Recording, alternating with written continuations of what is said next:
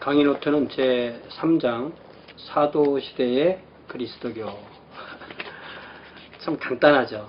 왜냐하면 이건 신약학에서 다뤄야 될 분야이기 때문에 이 부분 아주 간단하게 처리하고 넘어갔습니다. 자, 예수 그리스도에 대한 간단한 정리합니다. 주전 4년 내지는 5년 내지는 6년까지도 갈 수 있죠. 주전 4년, 5년, 6년경에 베들레헴에서 탄생하신 후에 나사렛에서 목수로 성장하셨다. 경건한 유대교 교육을 받았다. 우리 주님께서 글씨를 쓰시고 읽으실 수 있었을까? 예. 예를 들면 아람어 탈금을 쓰고 읽으실 수 있으셨을까? 요거 아주 재밌는 얘기인데 저는 쓰고 읽고 다 하셨을 거라고 그렇게 믿습니다.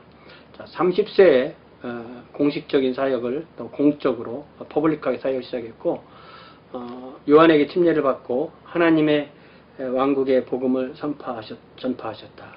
우리가 이제 침례 세례가 좀 혼란스러운데요. 분명하게 강해에서 받은 것은 침례로 그렇게 얘기해도 아무런 문제가 없을 것 같습니다. 예수님의 핵심 메시지가 뭐냐? 한마디로 줄이면 뭐냐? 하나님의 왕국을 가지고 오셨고 하나님의 왕국이 시작되었기 때문에 회개해라. 그거 있죠. 회개하고 하나님의 왕국을 받아라. 하나님의 왕국의 시민이 되라. 하나님의 왕국의 복음을 받아들이라 이거죠. 이때가 정확하게 언제냐면 누가복음에 보면요. 누가복음 3장에 디베리오 황제가 통치한 지 15해. 로마 황제 티베리우스죠. 티베리우스 황제가 통치한 지 15해. 곧 본디오 빌라도가 유대의 총독으로. 유대의 총독이라는 얘기는 이게 로마의 그 총독은 두 가지 종류가 있었습니다. 하나는 원로원 총독이라고 해서 전쟁이나 반란이 일어나지 않을 평화로운 지역에 원로원에서 1년 임기에 명예직 총독을 보내는 거고요. 그리고 위험한 지역, 전쟁이 일어날 지역, 또 로마의 군대가 주둔해서 지켜줘야 될 지역, 내지는 반란을 진압해야 될 지역, 이런 쪽에는 군인의, 그러니까 황제의 직할 부대의 그 장군이 가서 나라를 지키게 되어 있습니다. 그래서 그 당시에 예수님이 사역할 당시 유대의 총독이 본디오 빌라도인데 폰티우스 필라투스인데 예루살렘에는 군대를 많이 주둔시키지 않았죠. 왜냐하면 주민을 자극할 위험이 있기 때문에. 그래서 사도행전 12장 13장에 나오는 10장 11장에 나오는 코넬리우스가 백부장이라고 나와 있는 카이사리아에 총독의 부대가 있고 나중에 사도행전 뒷부분에 또 그 얘기가 나오죠. 그리고 헤롯은 이제 갈릴리 지역의 분봉왕, 일부 지역은 또 토착 왕을 세워서 또 통치를 했죠. 속국식으로 해서 헤롯이 갈릴리의 분봉왕으로, 그 동생 빌립이 이두레와 드래고니 지방의 분봉왕으로, 동북 지역이죠. 루사니아가 에벨레네의 분봉왕으로, 안나스와 가야바가 대제사장으로 있을 때 하나님의 말씀이 빈들에서 사가랴의 아들 요한에게 임한지라.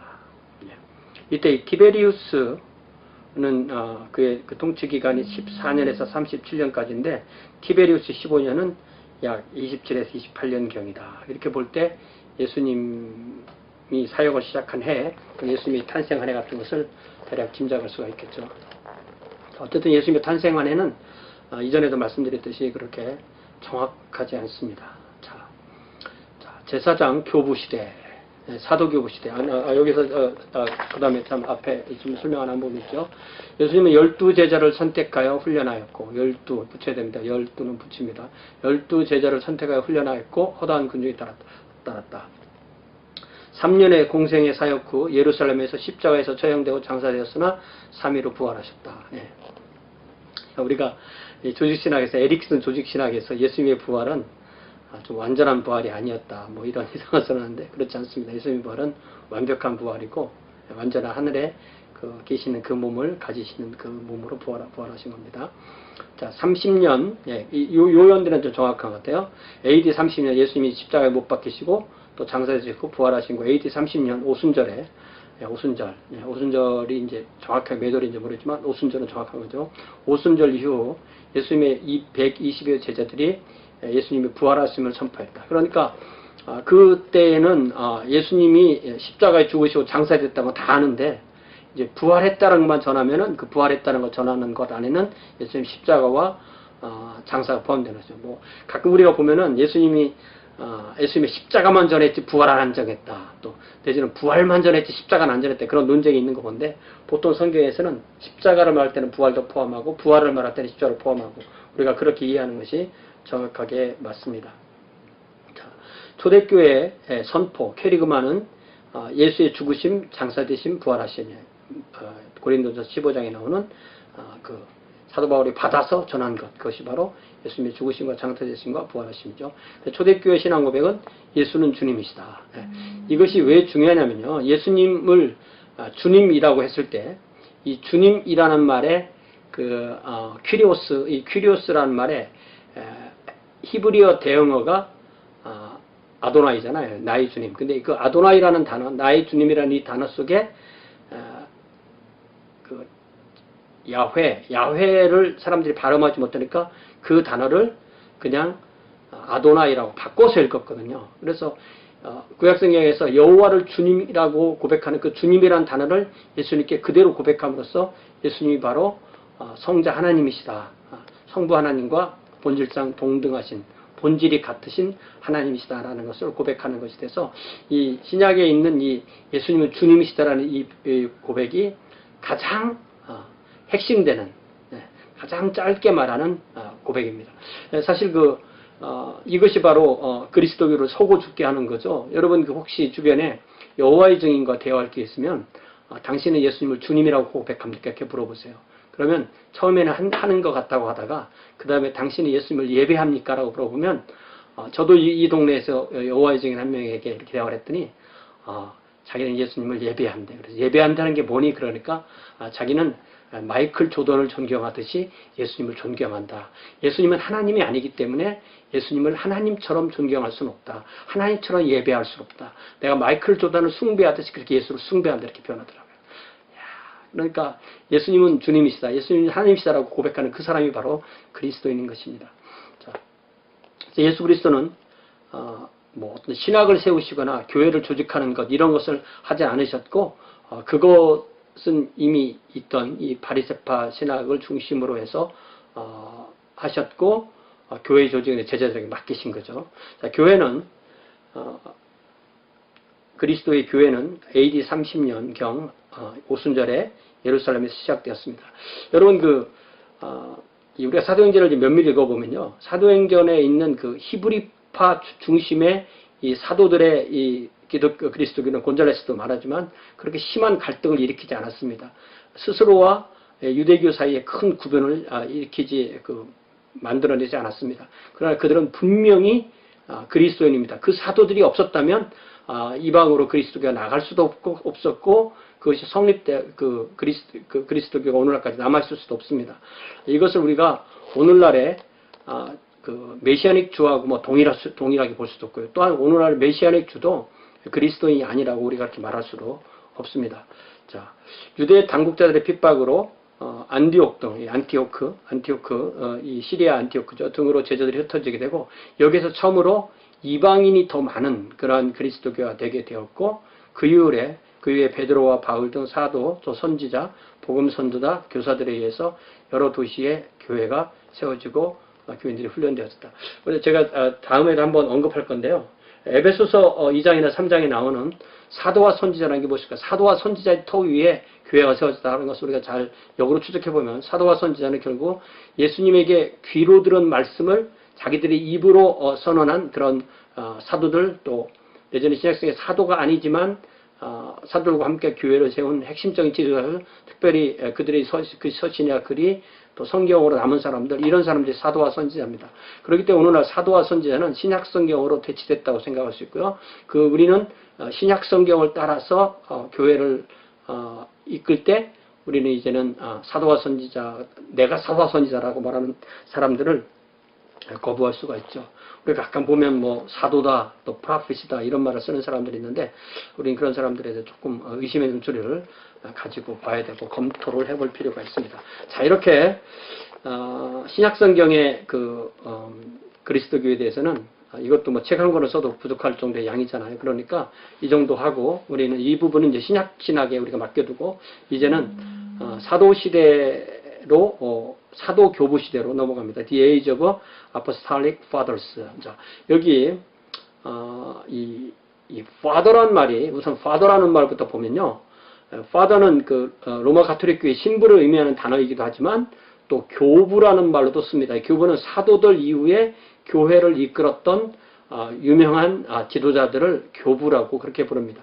그런데 Apostolic Fathers 이렇게 말할 때는 이 사도들 바로 그 다음에 사도들 내지는 속사도라고도 그렇게 말합니다. 자, 사도 교부 시대의 개관, 사도 교부의 전반적인 그 연대는 AD 90년에서 140년경인데 사도 교부란 사도들의 직접적인 제자들이나 사도들의 제자들을 의미한다. 사도들의 제자들이라는 의미는 사도의 제자라는 의미는 사도들이 신약성경을 기록하기 이전 또 신약성경을 기록하는 중 또 기록한 직후의 제자를 말한다. 사도들은 복음을 전하여 제자들을 삼았고 또 그 위에 서신들을 보내거나 복음서를 기록하였다. 복음을 전한 결과가 제자들과 교회였고 그 복음의 내용을 기록한 것이 복음서와 서신서였다. 예, 제가 조금 아까 설명하기에 각조했네요. 에베소 2장 20절에 이렇게 말하죠. 너희는 사도들과 선지자들의 터 위에 세우심을 입은 자라. 그리스도 예수께서 친히 보통이돌이 되셨느니라. 잘 안 보이면 또 잘 읽어지니까, 잘 안 읽어지니까 having been built. 예, 그러니까 이게 수동태 진행형이죠. Having been built on the foundation of the apostles and prophets, Christ Jesus himself being the cornerstone. 네, 이렇게 되어 있고, 그러니까 예수님이 모퉁이 돌이 되지만 그 위에 사도와 선지자의 터를 세우고 그 위에 교회를 세우는 거죠. 그렇기 때문에 우리가 사도와 선지자가 말하는 신약성경 위에 서 있지 않으면 그건 교회라고 할 수가 없는 것입니다. 또 에베소 3장 5절에서도 이제 그의 거룩한 사도들과 선지자들에게 성령으로 나타내신 것 같이 다른 세대에서는 사람의 아들들에게 알게 하지 않으셨다. 그러니까 사도와 선지자라고 할 때 선지자는 구약 선지자를 말하는 게 아닌 거죠. 예. 만약에 구약 선지자면 선지자와 사도 이렇게 말했을 건데 그렇게 말하지 않습니다. Which in other generations was not made known to the sons of men as it has now been revealed to his holy apostles and prophets in the spirit. 예. 그래서 이 거룩한 사도들과 선지자들에게 성령으로 나타내 주셨기 때문에 우리가 이 신약성경을 믿을 수가 있는 거죠. 예. 어느 시대에도 구약 예언자 시대도 그렇게 하지 않았고 최종적인 계시는 이 신약성경의 이 사도들과 선지자들이 받은 것이다. 그러니까 예수님께 받은 것을 이들이 다시 재생하거나 아니면 이들이 글을 쓰거나 이렇게 할 때 이것에 성령께서 함께 하셨다는 것을 이미 이 사도들이 그 요한 사도가 사도 바울의 에베소서 2장과 3장에서 그렇게 말하고 있는 것입니다. 자, 다시 올라갔어요. 그러므로 사도들에게 직접 복음을 들은 사도 교부들의 기록은 신약성경이 기록되었던 당시만큼이나 역사가 오래된 것이다. 사도 교부는 사도들의 직계 제자라는 거죠. 그럼에도 사도 교부 시대는 그리스도교 2000년 역사에서 가장 재생이 힘든 기간이다. 마치 꼭 뭐 같으냐면요. 우리가 신약성경은 잘 아는데 그 다음에 어느 시간에 교회가 역사에 딱 살아남아서 흥왕하게 됐어요. 그럼 그 사이에 불과 한 이 90년부터 140년, 50년 동안에 무슨 일이 있었냐면은 마치 그 물이 그 강이 위에서 그 수원지에서 물이 어느 정도 흐르다가 그때 물이 안 보였어요. 근데 한참 지나가 보니까 강이 흐르고 있는. 그럼 무슨 일이 있었던 거죠? 그 시간에는 마치 지하로 강이 흐르는 것처럼 그렇게 저는 표현할 수 있습니다. 자, 이 기독교 2000년 역사에서 가장 재생이 힘든 기간이다. 이는 다른 시대에 비해서 현존하는 역사적 자료가 절대적으로 부족하기 때문이다. 이에 대하여 펠러카는 이렇게 설명한다. 다양한 이단과 분파에 대항하여 정통 가톨릭 교회는 스스로가 믿고 가르치고 고백한 것을 사도적 가르침으로 정의했다. 그럼에도 불구하고 기존의 문헌들부터 그것을 재구성하는 작업은 단순한 것이 아니다. 지금까지 보존되어 있는 이 시대의 대부분의 그리스도교 문헌들은 그리스도를 경멸하는 이교 지식인들에게 반대하여 그리스도교를 옹호하거나 또한 이단에 반대하는 논쟁적 관심에 의해 지배되고 있다. 우리가 이 사도교부에 관한 내용들을 쭉 보면요, 너무 자료가 빈약해요. 이게 다야? 라는 생각이 듭니다.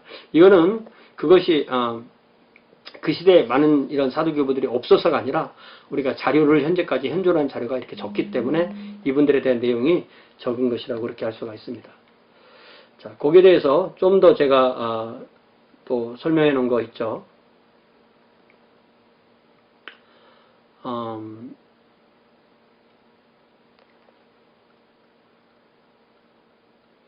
자, 여기 사도교부들과 변증론자들은 그리스도교에 대한 외적 위협과 내적 위협, 외적 위협도 있고 내적 위협이 있었어요. 그래서 그리스도를 옹호했다. 내적인 위협은 영주주의, 말시온주의, 몬타니즘과 같은 이단과 분파에게서 왔고, 외적 위협은 로마 제국의 핍박이었다. 로마 제국은 간헐적이지만 강력한 핍박을 통하여 그리스도교의 존재를 위협하였다. 제가 이 강의 노트에서 10대 핍박이라고 불리는 그 핍박을 정리해 주지 않습니다. 여러분들 혹시 기회가 있으면 10대 핍박을 보시고 간간히 교회사에서 중요한 부분들을 여기서 설명하고 있습니다. 자, 이 사도교회의 첫 번째 나오는 사람이 로마의 클레멘스입니다. 이 로마의 클레멘스가 얼마나 오래된 사람인지를 보면은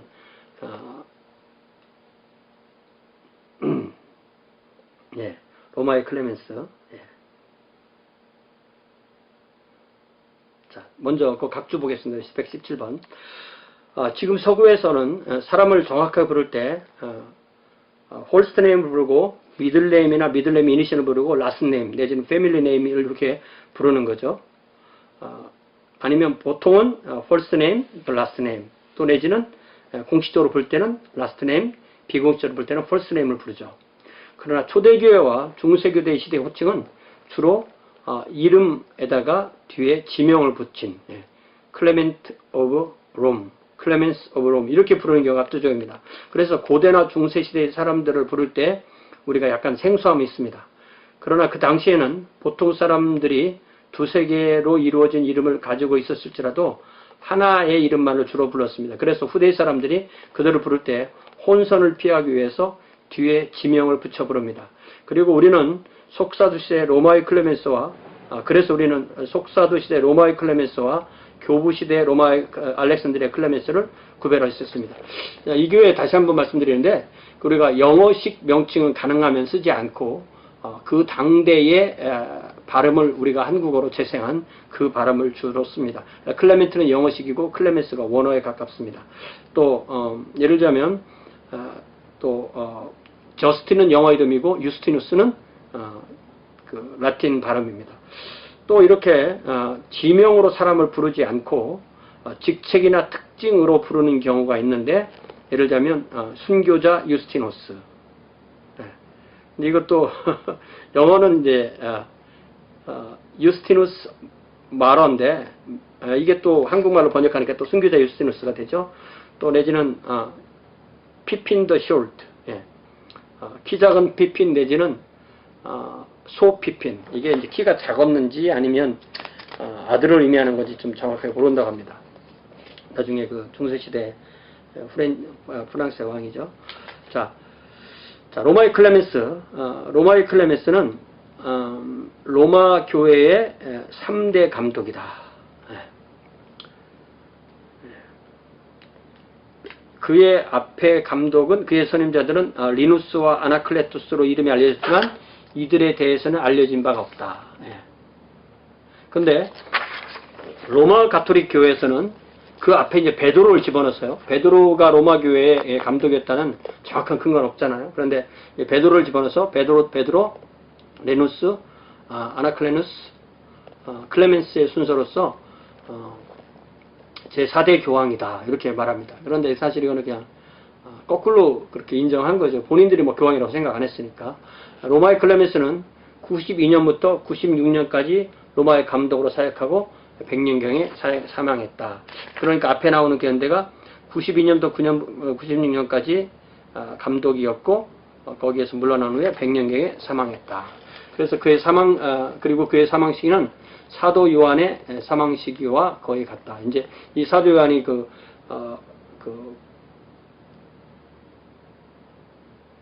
도미티아누스의 그 핍박을 당해서 반모섬에 가서 유배했다가 다시 나와서 그 다음에 요한복음을 쓰고 이제 자연사 할 때가 AD 100년경에 이렇게 생각하는 거죠. 그래서 사도 시대와 사도교부 시대가 이렇게 연결되는 것이다. 자, 클레멘스가 남긴 그 글은 뭐냐? 그것이 바로 고린도 교회는 편지인데 이게 고린도 1서, 고린도 2서인데 이게 하나인지 둘인지 이게 좀 애매해요. 다시 말하면 고린도 2서를 이 클레멘스 건이 아니냐 이렇게 생각하는 거죠. 클레멘스가 알려진 것은 로마 교회의 감독으로서 고린도 교회는 편지 그래서 가려울고 을 통해서이다. The Epistle of Clement to the Corinthians, also called First Clement, 96년이죠. Second Clement. 그래서 클레멘스 2서는 학자들에 따라서 다른 사람이 그의 이름을 빌어서 쓴 미소로 보기도 한다. 참 이게 성경을 이렇게 보는 분들도 있고 이걸 이렇게 보는 것도 쉽지 않습니다. 그는 이 편지에서 고린도 교회의 젊은 성도들이 그들의 감독을 폐위하는 일에 관하여 그 감독을 지휘해 보실 것을 요구하였다. 이게 사도 바울도 고린도 교회 때문에 골머리라는데 이 고린도 교회의 그런 이 DNA 문제가 영적인 DNA 문제가 이때까지 별로 해결이 안 된 것을 다시 아니면 그런 문제가 생긴 것을 우리가 알 수 있습니다. 이 편지들에서 그는 겸손과 회개와 사랑을 강조합니다. 자, 그래서 이 편지들을 재생해서 클레멘스 신학을 볼 수가 있는데요. 클레멘스는 그 첫 번째 서 42장에서 교회의 직분에서 이원 직분, 감독과 집사 두 직분을 말합니다. 사도들은 우리를 위하여 우리 주님 예수 그리스도로부터 복음을 받았으며 우리 주님 예수 그리스도는 그것을 하나님께로부터 받았다. The apostles received for us the gospel from our Lord Jesus Christ. Our Lord Jesus Christ received it from God. 하나님에게서 우리 주님이신 예수 그리스도에게, 그 다음에 사도에게. 그러므로 그리스도는 하나님께로부터 보냄을 받으셨으며 사도들은 그리스도께로부터 보내심을 받았으니 이러한 사실들은 하나님의 뜻을 따라 선한 질서 속에서 이루어진 것이다. Christ therefore was sent out from God and the apostles from Christ, and both these things were done in good order according to the will of God. 그러니까 하나님께서 그리스도를 보내시고 또 그리스도께서는 사도들을 보냈고 이런 모든 것은 하나님이 세우신 선한 질서 속에서 이루어진 것이니까 이 고린도 교회야 제발 좀 질서 좀 지켜달라 이런 말이죠. 그러므로 그들은 약속들을 받은 바 되었고 우리 주님 예수 그리스도의 부활로 인하여 온전히 깨달은 바 되었으며 하나님의 말씀으로 인하여 확정을 받았고 성령에 온전히 깨닫게 하심으로 하나님의 왕국에 임하겠다는 좋은 기회를 선포하기 위하여 보내받았다. 이 사도들이라는 말 자체가 바로 보냄을 받은 자라는 뜻이죠. 그래서 그러므로 사도들입니다. They therefore, having received the promises, having been fully persuaded by the resurrection of our Lord Jesus Christ, and having been confirmed by the word of God, with the full persuasion of the Holy Spirit, went forth preaching the good things.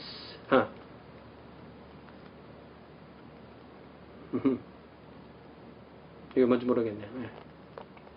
Good tidings that the kingdom of God was at hand. 이거 잘 모르겠어요. 자, 네 번째, 그러므로 사도들은 나라들과 도시들을 통하여 그들이 전한 복음의 첫 열매들로서 성령 안에서 확증된 감독과 집사들을 세웠으니 이들이 전하는 것을 믿어야만 한다. Preaching, therefore, through the countries and cities, they appointed their first fruits to be bishops and deacons of such as should believe after they had proved them in the spirit. 그러니까 이게 성경이 없기 때문에 이때는 아직 성경이 불확실했을 때이기 때문에 이 어떤 질서적으로 복음이 전파되는 것을 이렇게 강조해 나가기 시작한 겁니다. 자, 그래서 다섯 번째 이렇게 말합니다. 그리고 이들이 전한 것이 새로운 도가 아닌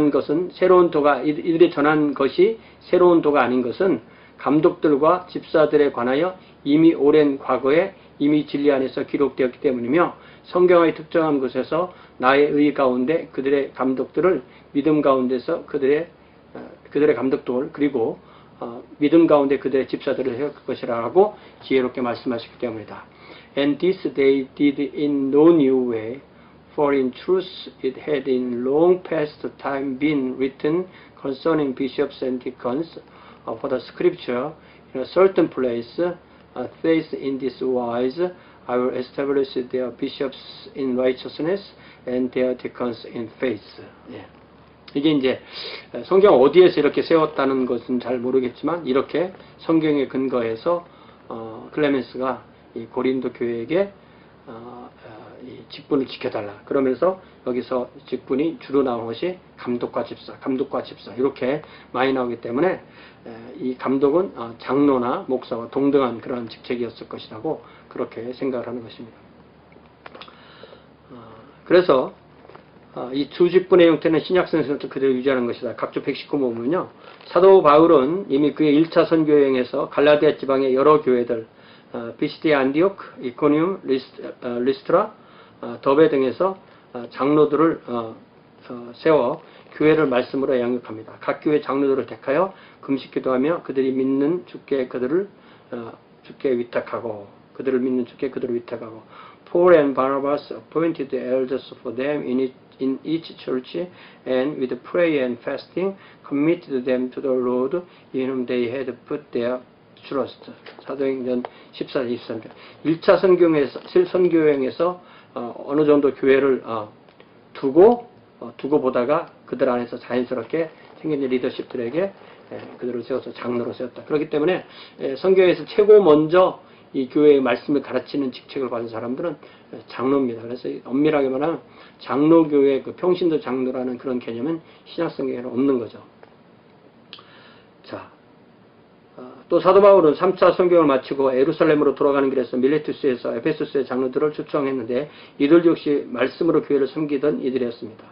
사도 바울은 에베소에서 사역하던 디모데에게만 첫 번째 서신에서도 감독과 집사에 대해 말함으로써 신약성경은 감독, 장로, 집사의 3원 직분이 아니라 감독은 장로이고 집사 2원 직분을 말하는 것이 더 신약성서적이라고 저는 그렇게 생각합니다. 뭐 다르게 생각하는 분들도 있어요. 자, 계속해서 클레멘스는 위에 올라가서 2번 클레멘스는 그의 첫 번째 서신 44장 2절에서 사도 계승론의 씨앗이 되는 사상을 주장합니다. 즉 감독으로 말미암아 사도가 계승된다. 역사적 계승이죠. 사도들은 이미 언급한 사역자들을 세웠으며 그들에게 가르침을 전해주었는데 이제 사도들이 잠든 후에 사도들로부터 세움을 입은 이들이 사도들의 사역을 계승해 말한다. Apostles appointed those ministers already mentioned and afterwards gave instructions that when these should fall asleep, other approved men should succeed them in their ministry. succeed라는 말이 바로 계승한다는 말이죠. 그래서 여기서 명사용을 해서 succession이라는 그 단어를 쓰는데 그게 바로 이 계승이란 말입니다. 여기서 말하는 계승은 항상 그 역사적 계승, 이 감독을 안수할 때 손에 머리를 얹고 그 사람이 그 다음 사람이 손에 머리를 얹고 이렇게 하는 그런 계승을 말합니다. 자, 클레멘스는 그의 서신 첫 번째 서신 5장 6절에서 사도 바울이 스페인에서 복음을 전했다고 암시하는 내용을 전해주겠다. 동방어서와 양쪽에서 복음을 즉 온 세상에서 의를 가르친 후 그는 서방의 한계의 지점까지 갔다.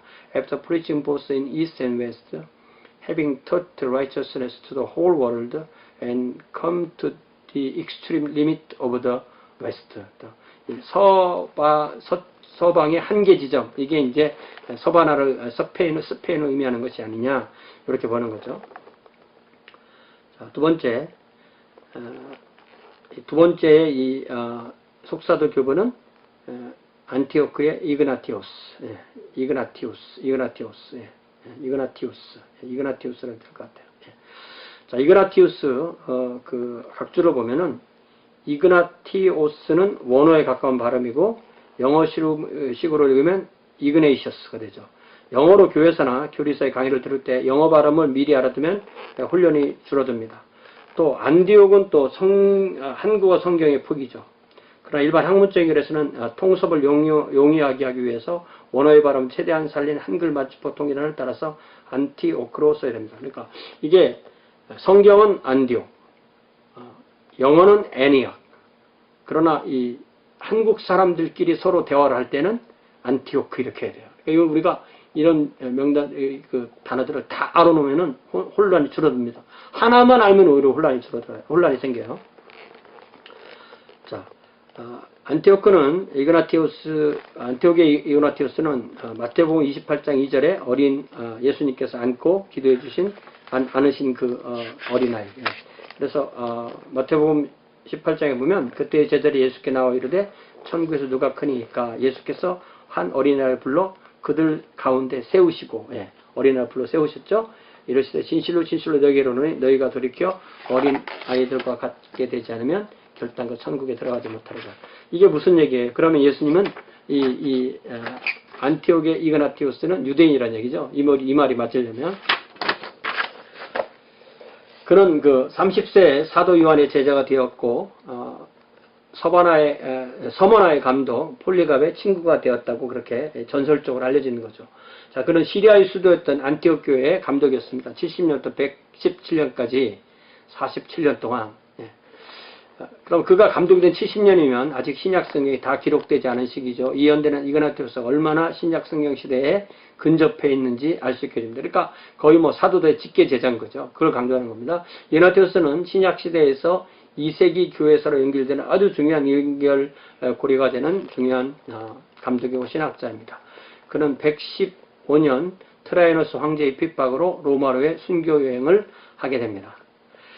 참 신기하죠. 이게 순교 여행을 가다가 편지를 쓰는 거예요. 그게 남은 겁니다. 그래서 이그나티오스는 로마로의 순교 여행 중 모두 7통의 편지를 남깁니다. 5통은 소아시아 교회들은 에페소스, 마그네시아, 트랄레스, 필라델피아, 그리고 서머나에 보냅니다. 한 통은 폴리갑 감독에 보내고, 그리고 나머지 한 통은 로마 교회에 보냅니다. 이 7편의 편지는 후에 소아시아의 서머나 감독 폴리갑에서 수집됩니다. 각주에 보면 제가 어디서 이런 내용을 인용했는가 나오죠. 자, 이그나티오스의 신학은 그럼 뭐냐? 이분은 반유대적으로 율법보다 은혜를 강조하였다. 사도 바울과 상대 같은 거죠. 이그나티오스는 에비온주의에 반대하여 예수 그리스도의 신성을 강조하였다. 이제 에비온주의는 예수 그리스도가 순수한 사람으로 얘기하는 거죠. 그러니까 그들을 반대하다 보니까 그래서 신성을 강조합니다. 에비온주의는 하나님은 한 분이므로 예수는 하나님이 아니다라고 주장합니다. 이것이 딱 지금 여호와의 증인들이 딱 묶여 있는 그거죠. 그러니까 이 에비온주의 여호와 증인의 아주 원조로 말하면 에비온주의입니다. 하나님 한 분이므로 예수는 하나님이 아니라고 주장합니다. 즉 유대주의의 배경을 가진 에비온주의자들은 예수님의 신성을 부인하고 인성만 주장합니다. 에비온주의는 후에 그리스도론 논쟁을 촉발시킨 아리우스주의와 거의 비슷한 주장을 합니다. 에비온주의는 강한 유대교적 배경을 가지고 있는 거죠. 그러므로 시간을 잘 보면서 좀 해보겠습니다. 123번 각주에 보면 2세기 말에 활동했던 교부인 리옹의 이레나이오스는 에비온주의 특징을 다음과 같이 설명합니다. 바울의 사도성을 인정하지 않음. 바울이 이방을 주로 사역했으니까 에비온주는 강력한 히브리적입니다. 바울 서신을 받아들이지 않고 복음서 중에서 유대주의 성향이 짙은 마태복음만을 인정함. 나중에 마르시온이 헬라적인 영향이 강한 누가복음만 인정할까 정반대죠. 유대교 성전이 있는 예루살렘을 중시함. 할례, 율법, 유대인의 생활 방식을 준수함. 예수님의 동정적 탄생을 불신함. 구약 성서와 예언자의 가르침을 중시함. 또 테우틀리아누스에 의하면 에비온주의자들은 예수를 단지 한 인간, 두두스 호모라고 여겼다고 했습니다. 또 오리게네스는 에비온주의란 말은 가난을 의미하는 히브리어에서 유래하였으며 그들은 성찬식 때 무교병을 사용했고 포도주 대신 물을 사용했으며 유대교와 같이 안식일을 준수하기도 했다고 했습니다. 그러니까 이게 이단은 이단이지만 그리스도교적인 면도 좀 있었던 에비온주의는 어쨌든 그리스도인으로 보지는 않습니다. 자, 이그나티오스는 가현설, 도케티즘, 도케티즘에 반대해서 가현설, 가짜로 배웠단 말이죠. 예수님은 예수님의 현현은 가짜다 이란 말입니다. 그리스도의 인성을 강조하였습니다. 가현설은 예수는 인간처럼 보였을 뿐이다. 예수는 하나님이시므로 저급한 인간이 될 수 없다라고 주장합니다. 가연설은 예수님의 인성을 부인하고 신성만 강조합니다. 가연설은 헬라 철학에서 영혼은 고차원적인 것으로 육체는 저급한 것으로 보는 것에 영향을 받습니다. 헬라 철학에 특별히 더 플라톤주의에 가까운 거죠. 거룩하신 하나님이 사람이 될 수 없다는 사상입니다. 그리스도교의 핵심 사상인 성육신을 근본적으로 부정합니다. 자, 이그나티우스의 말을 인용해보면 이렇게 되어 있습니다. 나는 여러분이 흔들릴 수 없는 믿음, 즉 있는 그대로의 우리 주님 예수 그리스도의 십자가에 우리 주님 예수 그리스도의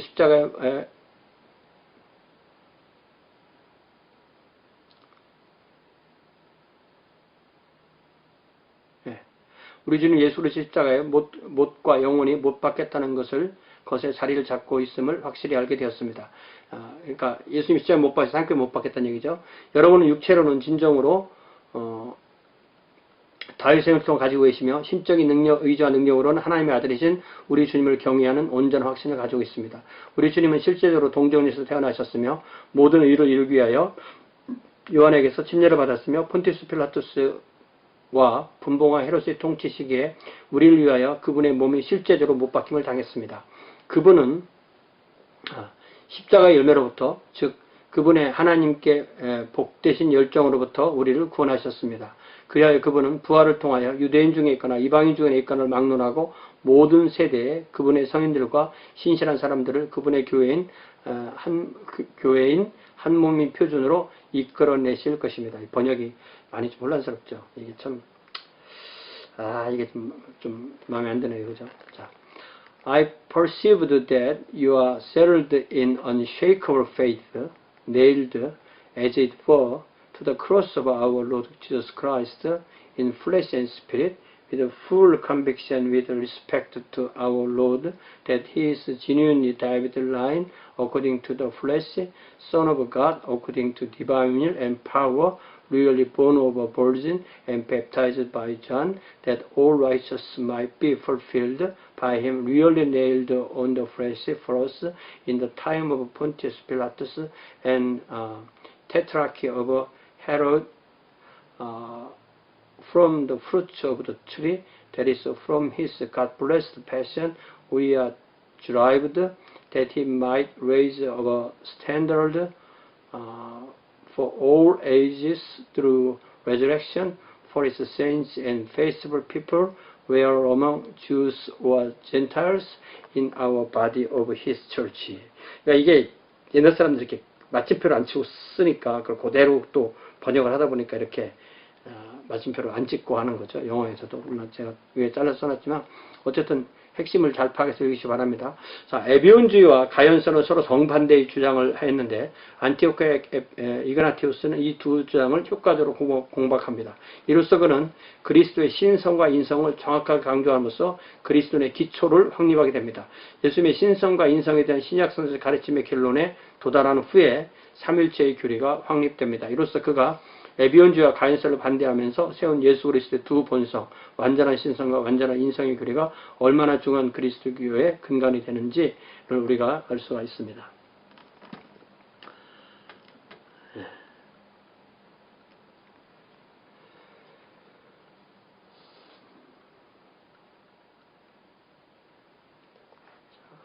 한 20분 남았네요. 자신의 순교의 체험을 다음과 같이 표현함으로써 순교와 순교자의 전통을 강조합니다. 자, 이 내용은 참 은혜롭고 우리가 많이 들어본 내용이죠. 자, 나는 하나님의 밀입니다. 그리고 맹수의 이빨에 의해서 갈아집니다. 그리고 나는 하나님께 드려지는 순수한 빵으로 드러나게 될 것입니다. 맹수를 유혹해 그들이 나의 무덤이 되고 내 몸이 한 조각도 이 땅에 남아있지 않길 바랍니다. 그래서 내가 잠든 후에는 어느 누구에게도 짐이 되지 않길 바랍니다. 이 세상에 다시는 나의 육신을 보지 못하는 때 나는 예수 그리스도의 참된 제자가 될 것입니다.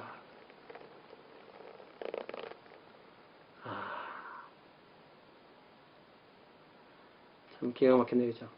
I am the will of God and am ground by the teeth of the wild beasts, that I may be found the pure bread of God, entice the wild beasts. 네, 이 맹수들을 유혹하는 거죠. 자기가 가서 나 먹어라 하고 유혹한다는 뜻이에요.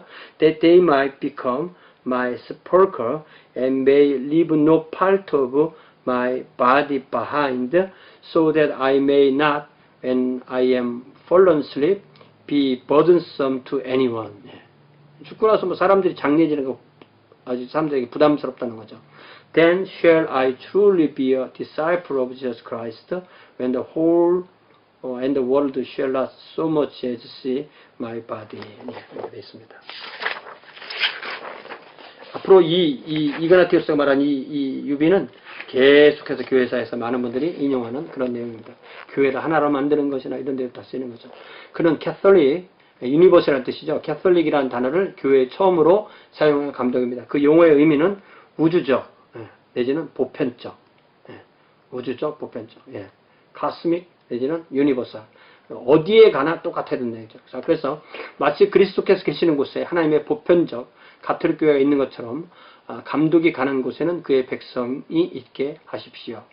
Wherever the bishop shall appear, there let the people be, just as wherever Christ may be, there be the Catholic Church. 자, 그래서 이 캐톨릭 처치라는 것은 결국 뭐를 의미하는 거냐면 시대나 장소나 인종이나 계급이나 성별이나 지식이나 재산이나 지위나 문화 등 그 어떠한 차별도 없이 모든 사람들이 다 그 구성원이 될 수 있고 그 모든 시대의 모든 문화의 모든 사람들에게 전파될 수 있는 복음을 가진 교회가 곧 우주적인 내지는 혹은 보편적인 내지는 혹은 가톨릭이죠.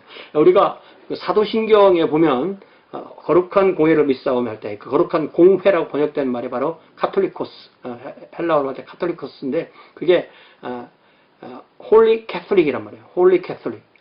그러니까 우리가 이 캐톨릭이라는 말을 포기하면요 우리는 분파가 되는 거예요. 그래서 모든 교회는 모든 삼일찬을 믿는 교회는 캐톨릭이다. 이걸 우리가 강조하지 않으면 우리 뚝 떨어지는 겁니다. 그래서 캐톨릭이라는 단어 우리가 자꾸 쓰면 쓸수록 우리 것이 되고 이거 로마 카톨릭 쓰니까 우리 안 써야 돼 이렇게 말하면 우리 그 말을 뺏기는 거죠.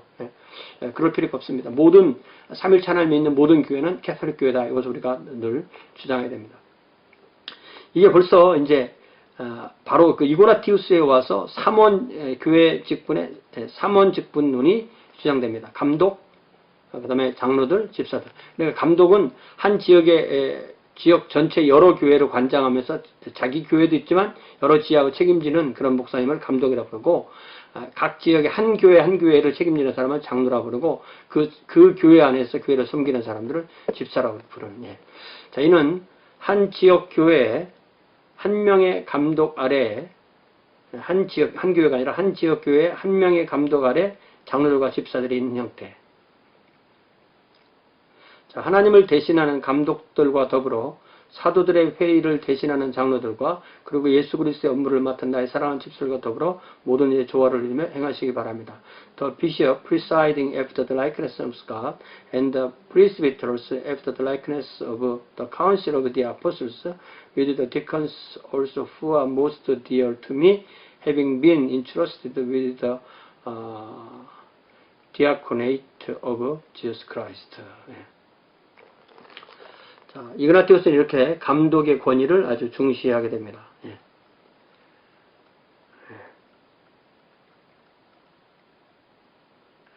거기 130번 각주 읽어보면요.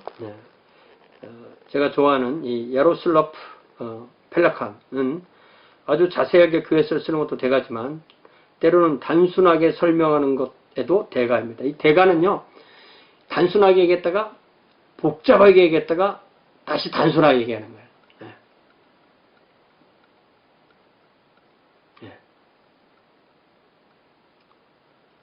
이게 공부 안 한 사람도 단순하게 얘기할 수 있거든요. 근데 그걸 단순하게 얘기하는 그 과정은 어떻게 해서 단순한 것이 나온지를 몰라요. 그러니까 공부하는 사람은 단순한 그것을 입증해서 단순하게 말할 수 있는 그런 능력이 있는 거죠. 자, 그래서 뭐라고 말하냐면 교회사 2000년을 꿰뚫는 신학자들에 대해서 다음과 같이 명쾌하게 정리합니다. 서기 100년부터 600년까지는 대부분의 신학자는 감독이었다. 그러니까 이 목회자가 신학자인 거예요. 이거 참 괜찮죠? 그러나 600년부터 1500년까지 서방의 대부분의 신학자들은 수도사였다. 수도사니까 이게 실제로 목회의 대상자가 없고 자신을 목회하는 거죠. 수도사들은. 그러니까 이게 벌써 율이 떨어지게 되는 것입니다. 떨어지게 되는 것이죠. 예. 그래서 그리고 1500년 이후에 대부분의 신학자는 대학 교수였다. 그러니까 이게 참 심각한 게 대학 교수가 이 목회를 신학을 하면은 교회가 뚝 떨어지고 나중에는 이제 그리스도교도 뚝 떨어지고 자기가 믿는 대로 신학을 해서 나머지 사실은 쓸모없는 신학을 많이 해냅니다. 604년에 사망한 로마의 감독 그레고리 1세는 이전에 수도사이었던 감독이었죠.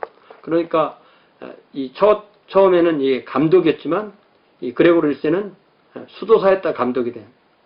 그리고 1546년에 사망한 마틴 루터는 나중에 대학 교수가 된 수도사였다. 이렇게 펠리칸이 정리합니다. 그래서 크게 감독, 수도사, 대학 교수. 그래서 이 대학 교수 내지는 신학대 교수가 이 목회와 로컬 출지와 선교사에 대한 염두를 두지 않고 신학을 하면은 나중에 쓸모없는 신학이 되는 거죠. 성경과 떨어진 자기가 생각하는 대로 성경을 쓰는 신학을 쓰는 그런 경향이 생기게 됩니다.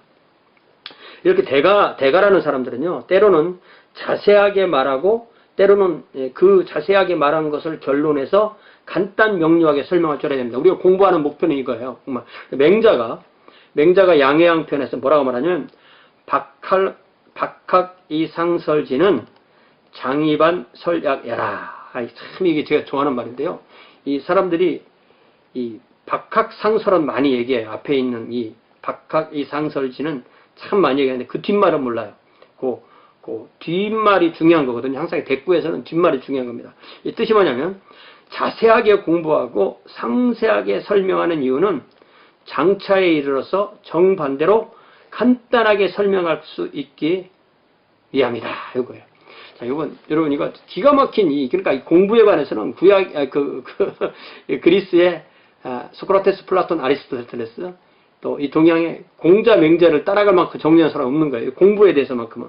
자, 그래서 우리도 이 맹자가 말한 이 박학이상설지 장이반 설약야. 그래서 저는 이걸 그래서 제가 아예 그냥 정리해서 박학상설 장반설약 이렇게 제가 말을 만들었어요. 그래서 박학상설 장반설약 이런 말을 또 나 말고 쓰는 사람이 있는가 하고 찾아보니까 딱 하나가 나오더라고요.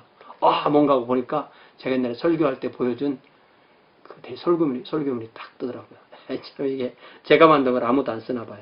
자, 어쨌든 제가 하나 말하자면 뭐냐면 이게 처음에 막 이런 것까지 우리가 왜 알아야 돼? 막 자세하고 막 깊이 파고 들어서 거기서 헤매고 끝나면 안 된다는 거죠. 그 결과로 우리가 어떤 원리를 딱 제기해서 이게 간단하게 장래에 가서는 간단하고 쉽게 설명할 줄 알아야 된다. 그러니까요. 이 개론을 막 몇십 년을 쭉 가르치는 사람, 교회사 개론 1, 2, 침례교회사 이런 거, 이 개론을 몇십 년 가르친 그 학교의 그 간판 교수가 가르치는 이 개론은 당연히 쉬운 거죠. 자기가 알기 때문에 쉽게 설명할 수 있는 겁니다. 그러나 모르는 사람들은 어렵게 설명해요. 이게 처음 교수 되는 사람들은 이게 모르니까 저처럼 이렇게 읽다가 그냥 이해 안 되는 거 넘어가고 그러는데 제가 이제 앞으로 이 개론을 수시 가르쳐서 이제 몇십 년을 딱 가르치고 났을 때 정말 이 대가가 됐을 때는 아주 쉽게 설명할 수 있는 거죠. 그러면 초등학생도 다 알아들 수 있게끔 되는 거죠. 그래서 우리도 목표가 자세히 공부한 것에 끝나는 것이 아니라 그리고 나서 안 보고 모든 이 개념을 1, 2분 안에 설명할 수 있는 그 능력을 길러야 되는 거죠. 여러분 보통 TV에서 하는 뉴스가 1분 30초, 1분 40초, 1분 50초 좀 길어야 2분 안에 다 끝나잖아요. 그 안에 전할 수 있는 것을 육하원칙에서 다 전해야 되는 거죠. 우리도 이런 단위 개념을 그렇게 짧게 머릿속에 갖고 있을 때 그것을 입증할 수 있는 능력이 생기는 거고 그 진짜 능력은 이 실시간 논쟁을 통해서 금방 드러납니다. 실시간 논쟁을 해보면 이게 얼마나 알고 있는지 모르는지를 알 수가 있는 것이죠. 네. 그래서 모든 단위 내용을 5분 안에 혹은 한 페이지 안에 설명할 수 있는 그런 능력을 기르는 것이 진짜 공부라고 할 수 있습니다.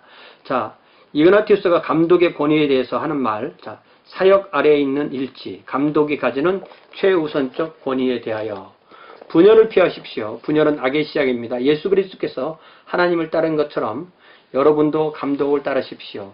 사도들이 그랬던 것처럼 장로들을 따르십시오. 하나님의 계명을 대하는 마음으로 집사들을 존경하십시오. 어느 누구도 교회 감독들에서 떨어져 나가게 해서는 안 됩니다. 성만 차는 반드시 감독이나 그가 위임한 사람들이 집례해야 됩니다. 여러분 모두는 감독을 따르시오. 그것은 마치 예수께서 계신 그곳에 하나님의 보편교회가 있는 것처럼 감독이 가는 곳에는 그의 백성들이 있게 하십시오. Unity under the ministry, the supreme authority of the bishop. Shun divisions as the beginning of evil. Follow your bishop as Jesus Christ followed the Father. And the presbyters as the apostles, and to the deacons pay respect as to God's commandment. Let no one do anything pertaining to the church apart from the bishop.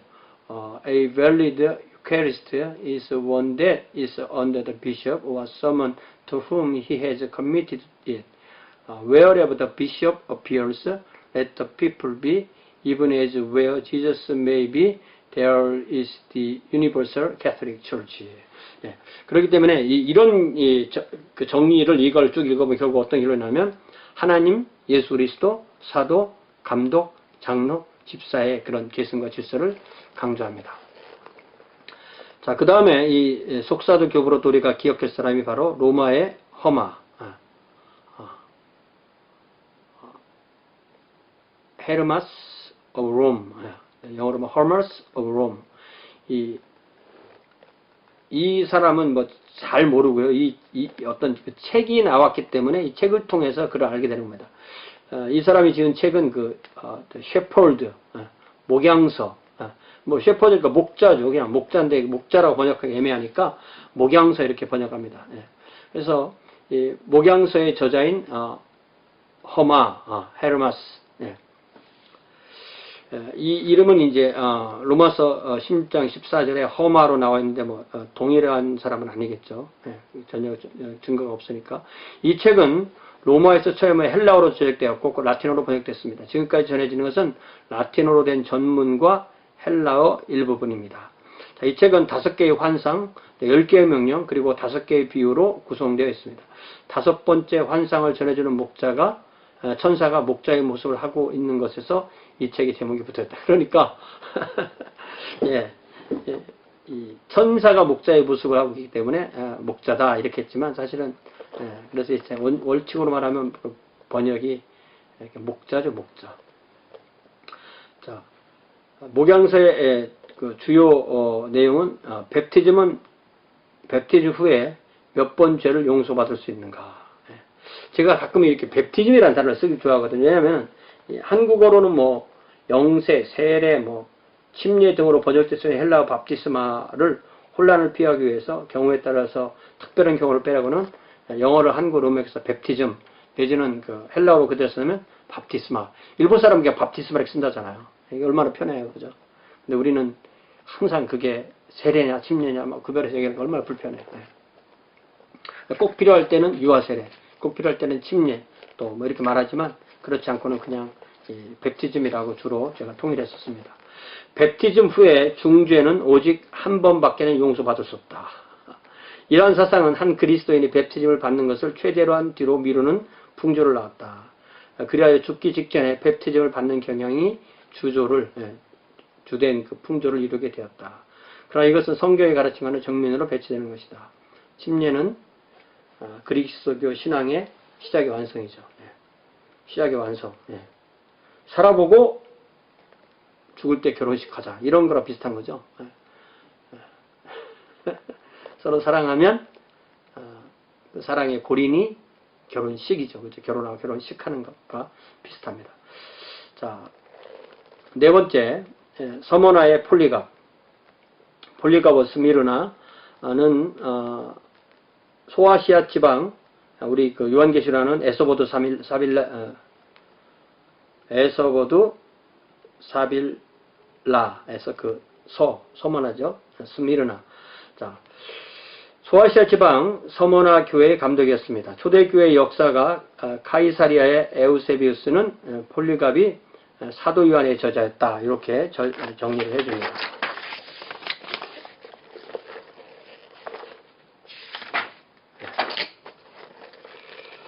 안티오크의 이그나스 감독이 기록한 7편지들을 수집하여 전수했습니다. 아까 얘기했죠. 로마에 가서 부활절 날짜에 대해서 논의합니다. 서방교회는, 로마교로 주지만 서방교회는 니산월, 태양력의 3, 4월에 14일 후 첫 번째 주일, 이렇게 해서 모든 부활절이 주일에 오는 것이 서방교회의 뜻이었습니다. 서방교회가 생각하니까 이 주일날 이 부활절을 해야지. 그러나 동방교회는, 예를 들면 이 볼리갑이 있던 서만화교회는 니산월 14일은 구약성에서 6월절을 지켜야 된 것을 그대로 지키고자. 그래서 니산월 14일에 하면 이게 요일이 안 맞는 거죠. 그렇게 함으로써 예수 그리스도의 부활뿐만 아니라 죽으심까지도 기념하고자 했던 것이다. 그러나 니산월 14일은 6월절인 바 예수께서 부활하신 날보다는 예수께서 돌아가신 날이다.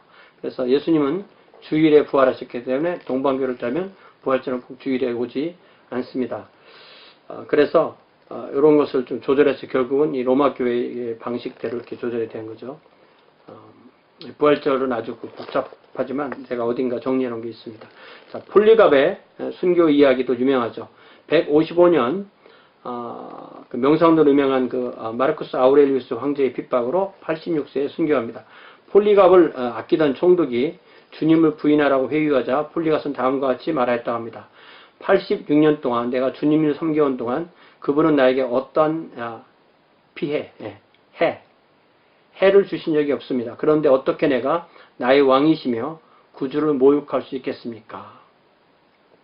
86 years have I served him, and he never did me any injury. How then can I blaspheme my king and my savior? blaspheme my king and my savior. 이렇게 말하는 거죠. 자, 이 폴리갑, 그것 때문에 이제 중요한 거고요. 자, 그 다음에 다섯 번째 속사도 교본은 알렉산드리아의 바나바. 바나바라는 신약 성경에나 사도행전에 나오는 사람도 있었죠. 사도행전에 나오는 권고와 위로의 아들. 알렉산드리아 바나바는 130년경 알렉산드리아에서 목회했습니다. 그는 바나바 서신의 저자로 알려져 있습니다. 그는 알렉산드리아의 필로의 영향을 받아서 구약을 우화적으로 해석했다고 알려집니다. 그래서 초대 갑주보면요, 초대 동방교회 지역에서 양대 신학적 산맥 혹은 학파가 안티오크 학파와 알렉산드리아 학파입니다. 안티오크 학파는 예수 그리스도의 인성을 좀 더 강조하고 알렉산드리아 학파는 예수 그리스도의 신성을 좀 더 강조합니다. 안티오크 학파는 좀 더 보수적인 신학, 알렉산드리아 학파는 좀 더 진보적인 신학을 이렇게 했습니다. 이런 이 두 파가 갈등하는 문제는 신약교회 안에서 이 교회사에서 계속 나옵니다. 자, 그 다음 이제 여섯 번째는 히에라폴리스의 감독 파피아스. 히에라폴리스 신약성경에서 나오죠. 소아시아의 프리지아 지방의 에페소스의 동쪽에 위치한 히에라폴리스, 거룩한 도시란 말이죠. 개혁성경에는 히에라볼리 이렇게 번역된 이 도시입니다. 감독이었습니다. 리옹의 이레나이오스에 따르면 그는 사도위원회 제자였으며 사도위원회 감독직에 수임되었다고 하고 나중에 로마에서 순교했다고 합니다. 거기 골로새서 4장 13절에 보면 그가 너희와 라우디게에 있는 자들과 히에라볼리에 있는 자들을 위하여 많이 수고한 것을 내가 증언하노라. 그러니까 우리가 터키의 선교 관광을 가면 성지 관광을 가면 꼭 가게 되는 파무칼레라고 해서 목화의 성이라고 불리는 그곳입니다. 그러니까 사도 바울은 에베소에서 목회하면서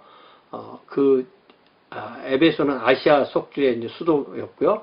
그리고 그곳에서 많은 제자들이 교회를 그 인근에 세우게 되는데 그것이 바로 이제 요한계시록은 7교회 중에 돼 있고 그래서 7교회에서 나중에 보낸 이 골로새 또 히에라폴리스, 라우디게아가 다 거기에 한 10마일, 15마일 안에 다 있는 곳입니다. 가보면은 라우디게아 교회도 가게 되고 라우디게아라는 도시도 방문하게 되고 이 히에라폴리스도 방문하는데 골로새는 아직 개발이 안 돼서 거기는 보통 사람은 잘 가지 않습니다. 히에라폴리스의 감독 파피아스의 저술은 5권으로 이루어진 주님의 말씀에 대한 설명을 저술하였으나 그 단편만이 리옹의 이레나이오스와 초대교회 역사가 에우세비스의 글에 인용된 형처럼 남아 있습니다. 지금의 이것은 고대인 즉 요한의 말씀을 직접 들은 자이고 폴리갑의 친구인 파피아스의 작품입니다. 다섯